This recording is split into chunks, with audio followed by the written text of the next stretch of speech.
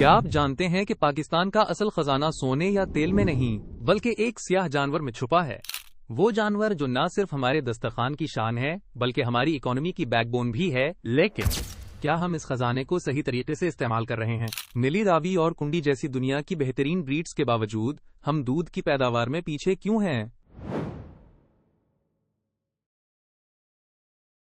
आज हम बात करेंगे बफलोज यानी भैंसों के बारे में, जो पाकिस्तान में ब्लैक गोल्ड कहलाती हैं क्योंकि उनका दूध काउज और गोट्स के दूध से ज्यादा फैट कंटेंट रखता है, यानी कि इनका दूध ज्यादा गाढ़ा और न्यूट्रिशियस होता है। बफलो ज्यादातर उन इलाकों में पाई जाती हैं जो कैनाल फेड हैं, खास तौर पर दोआब यानी वो इलाका जो रावी और सतलज के बीच हो जहां पानी की फरावानी है।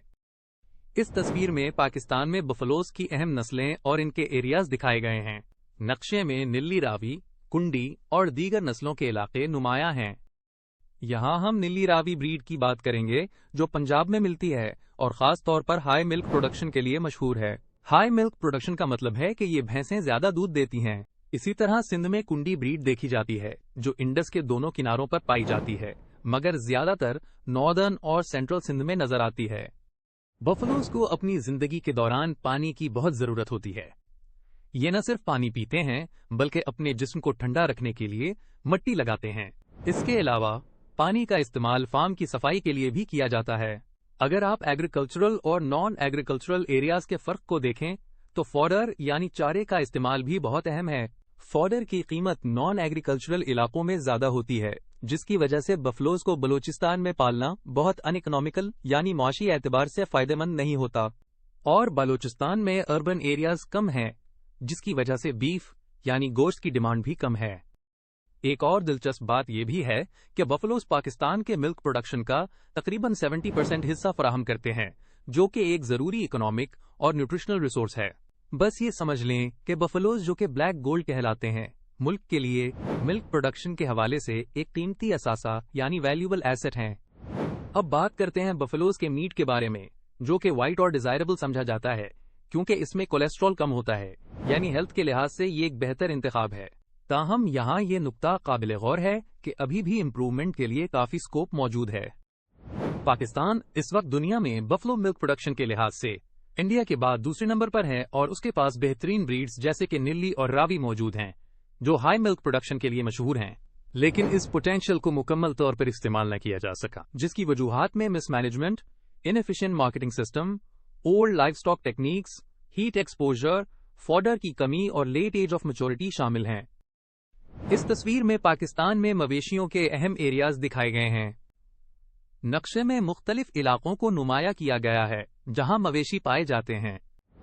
दीगर अहम कैटल ब्रीड्स में रेड सिंधी और साहिवाली शामिल हैं जो मिल्क प्रोडक्शन के हवाले से इंटरनेशनल यानी बैनुल अक़वामी सतह पर मशहूर हैं। ये कैटल शुमाली, मरकजी और जनूबी पंजाब में पाए जाते हैं, जबकि सिंध में ये थर पारकर डेजर्ट के इलाकों में मिलते हैं और बलूचिस्तान के हब डिस्ट्रिक्ट के साथ साथ नॉर्थ सेंट्रल खैबर पख्तूनख्वा में भी मौजूद हैं।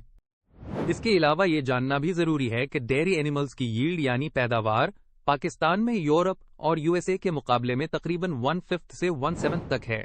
अगर हम अपने यील्ड्स को बेहतर बना लें तो हम इंपोर्ट शुदा मिल्क और रिलेटेड प्रोडक्ट्स पर होने वाले सालाना $20 मिलियन के अखराजात से बच सकते हैं।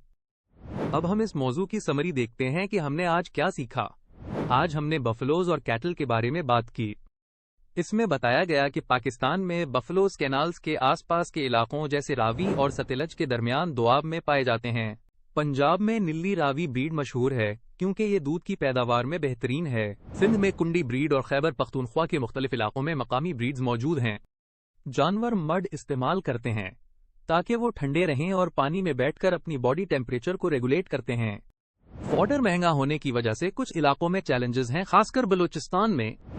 बफलोज को पाकिस्तान का ब्लैक गोल्ड इसलिए कहते हैं क्योंकि उनके दूध में ज्यादा फैट होता है और पाकिस्तान में तकरीबन 70% दूध बफलोज से हासिल किया जाता है। मजीद ये कि बफलो मीट को वाइट और डिजायरेबल समझा जाता है क्योंकि इसमें कोलेस्ट्रॉल कम होता है, लेकिन इम्प्रूवमेंट की गुंजाइश है। पाकिस्तान में बफलो मिल्क प्रोडक्शन में इंडिया के बाद बेहतरीन ब्रीड्स मौजूद हैं और डेयरी एनिमल्स का यील्ड यूरोप और यूएसए के मुकाबले में कम है, जिसे बेहतर बनाकर मुल्क लाखों डॉलर्स की बचत कर सकता है। क्वेश्चन 1, पाकिस्तान में बफलो का निकनेम क्या है?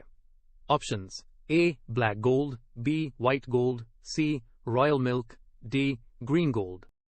Answer 1. Option A. Black gold. Question 2.